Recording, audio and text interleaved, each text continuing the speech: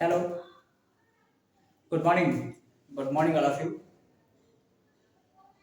चलिए, आज अपने इस वीडियो में मैं आपको वो टेक्निक भी बता दूं जिसकी प्रॉब्लम्स अभी तक मैंने सॉल्व की है। वो टेक्निक क्या थी? Technique to transform infinite series into definite integral. तो इनफाइनाइट सीरीज को जो डेफिनेट इंटीग्रल में जो ट्रांसफॉर्म करते थे, जिसकी वजह से प्रॉब्लम में थोड़ा सा उतार चढ़ाव आ जाया करता था, प्रॉब्लम थोड़ी सी टिपिकल हो जाया करती थी, तो वो भी बता दी जाए, वो भी क्यों छूट जाए। तो वो टेक्निक भी बता दी जाए, उसको भी थोड़ा सा एक्सप्लेन कर दिया जाए, तो वो टेक्निक भी आपको अच्छे से कंप्लीट हो जाए, जिससे कि वो प्रॉब्लम में जो बीच में जो थोड़ी सी प्रॉब्लम जटिल हो जाती है, तो वो और थोड़ा सा सिंप्लीफाई हो जाए और अच्छे से समझ में आ जाए। तो कोशिश करें, चलो देखते हैं। तो देखते हैं कि इनफाइनाइट सीरीज को हम डेफिनेट इंटीग्रल में कैसे कन्वर्ट करते हैं। और दरअसल ये जो इंटीग्रल होता है, ये होता क्या है, साथ में हम ये भी बता देंगे ये जो इंटीग्रल होता है वो क्या होता है, और जो आपने जो डिफरेंशियल कोएफिशिएंट पढ़ा है वो क्या होता है। तो वो तो ज्यादा नहीं बताएंगे, उसके खास यहाँ कोई वो नहीं है। हम यहाँ पर डेफिनेट इंटीग्रल की बात करें तो इंटीग्रल आपको बताएं कि इंटीग्रल क्या होता है। तो इंटीग्रल में जो टर्म आता है, इंटीग्रल में जो टर्म आता है आपका fx into dx, fx into dx, इसका इंटीग्रेशन जो करते हैं, तो fx into dx में जो टर्म आता है, इसमें हम देख रहे हैं fx क्या होती है, the value of f at x which is the y coordinate of the function। ये फंक्शन का y कोऑर्डिनेट होता है। तो y कोऑर्डिनेट का जब x डायरेक्शन में एक स्मॉल एलिमेंट से प्रोडक्ट कराते हैं, तो एक स्ट्रिप आती है, पट्टी आती है, उस पट्टी का जो एरिया होता है वो एरिया ये होता है। उस पट्टी का जो एरिया होता है, जो फंक्शन का ग्राफ है, जैसे ये कोई फंक्शन है, ये कोई फंक्शन है और ये फंक्शन का ग्राफ है। ये प्लेन हो गया, y एक्सिस हो गई, ये आपकी x एक्सिस हो गई, और ये फंक्शन का ग्राफ हो गया y fx, y fx। तो ये fx जो है ये वैल्यू y है, ये y है, y कोऑर्डिनेट है, और ये dx जो है मान लेते हैं कि एक स्मॉल एलिमेंट है, एक स्मॉल एलिमेंट ये dx है, ये छोटा सा x एक्सिस पे एलिमेंट है, और ये आपकी fx है, ये fx है, y की वैल्यू है।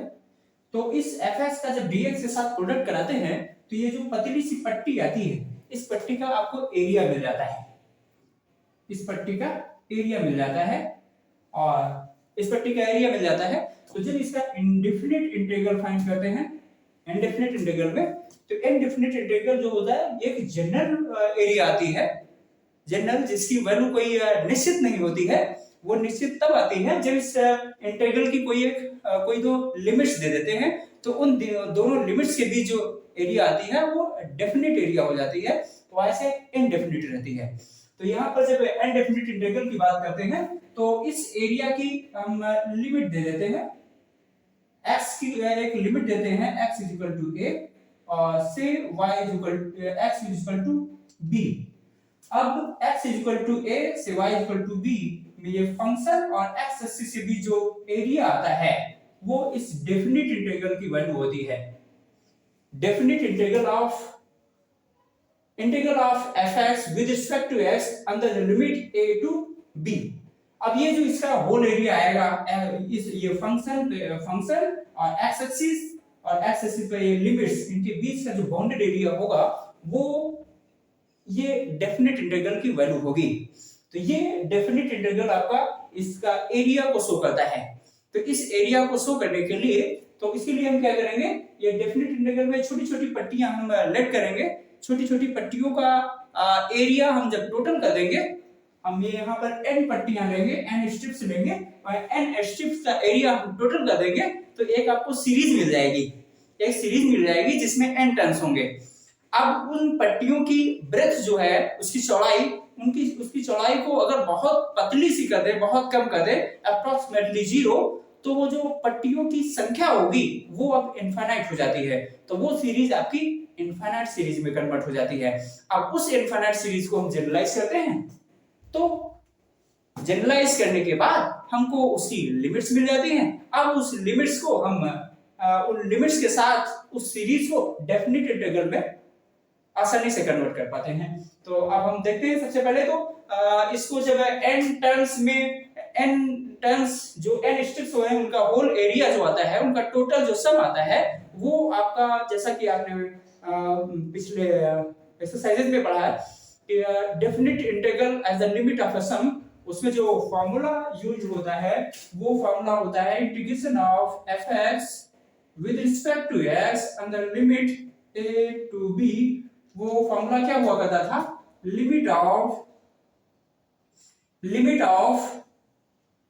h टाइम्स ऑफ h जो आती थी वो स्ट्रिप की थिकनेस होती थी, मोटाई होती थी, और बाकी जो y की वैल्यू जाती थी वो आती थी f at a plus h plus f at a plus 2h plus and so on plus f at a plus n minus 1 into h। ये इतने टर्म्स आ जाया करते थे as n tends to infinite। अब इस सीरीज को हम generalise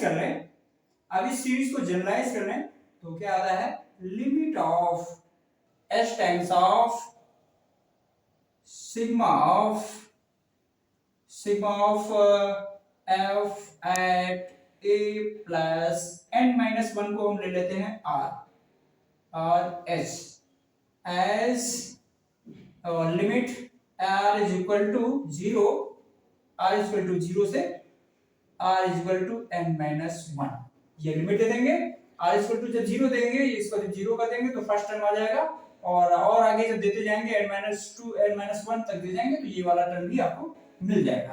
तो h times of sigma of f at a plus rh as r under the limits r is equal to 0 to n-1 as n tends to infinite। तो हमने क्या किया, a से b के बीच के पार्ट को n इक्वल पार्ट्स में तोड़ा है, तो इक्वल पार्ट जो आएगा उसकी थिकनेस क्या होगी, उसकी थिकनेस जो होगी वो where h is equal to b minus a by n होगी, h is equal to b minus a by n होगी। ये वैल्यू अगर चाहें तो हम इसको पुट करते हैं, implies that इंटीग्रेशन आपका जो हो जाता है fx with respect to x in the limit a to b is equal to limit of b minus a by n, h की वैल्यू हमने दे दी, and times of sigma of f at a plus r h, r की value b minus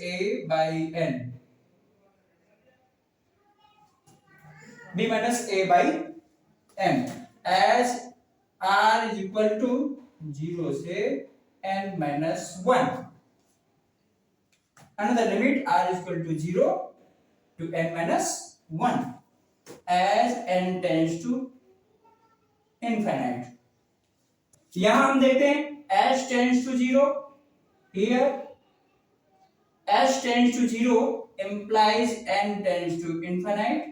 अगर n को हम infinite कर दें तो ये जो स्ट्रिप्स की थिकनेस है वो अप्रोक्सीमेटली नियरेस्ट टू 0 हो जाएगी, और यहाँ पर अगर हम लिमिट्स में a की वैल्यू अगर 0 ले लें एंड b की वैल्यू अगर 1